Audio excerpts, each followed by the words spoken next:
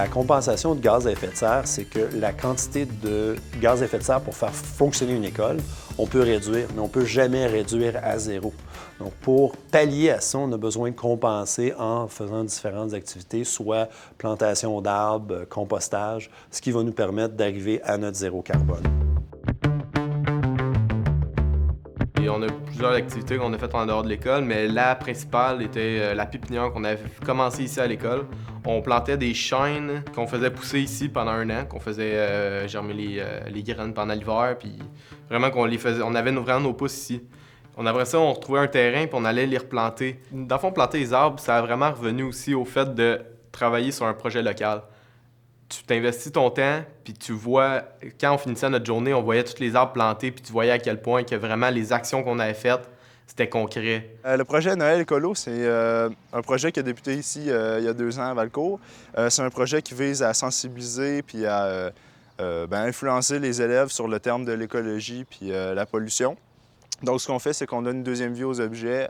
Dans le temps de Noël, chaque élève apporte un objet qui va être utilisé par un autre élève. Dans le fond, le but, c'est de venir échanger, donc d'apporter des objets tels qu'un livre que tu as déjà lu, que tu ne liras plus, ou un jouet que ton petit frère jouait puis que là, il ne joue plus. Et puis, je peux vous dire que pour avoir vu les élèves arriver avec des objets et repartir avec des nouvelles, ils se font des cadeaux à eux autres mêmes aussi à travers tout ça. Présentement, en ce moment, on est en train de vivre l'expérience cubique. On s'est rendu compte que l'activité de compensation fonctionnait à l'école, mais pour avoir un plus grand impact, on avait besoin de l'exporter à la maison. Fait que le monde essayait par des petites actions, pas nécessairement des grosses actions à tout changer leur vie, mais des petites actions comme prendre des douches plus courtes, manger moins de viande rouge, d'acheter plus local. La population de Valcourt puis des environs, ça a embarqué aussi.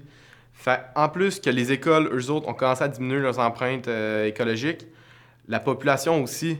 Puis c'est le genre de mouvement qui, ça, peut prendre de l'ampleur, une rapidité incroyable. Dans le fond, le projet de compostage, c'est à l'intérieur de l'école, on récupère les fruits, les légumes, les coquilles d'œufs, les papiers mouchoirs.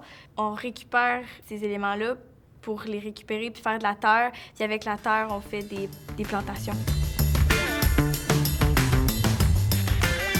Très souvent, dans notre réflexion, quand on regarde les problèmes d'environnement, et en particulier les changements climatiques, les gens se sentent très dépourvus. Puis quel geste qu'on peut poser pour vraiment faire partie de la solution?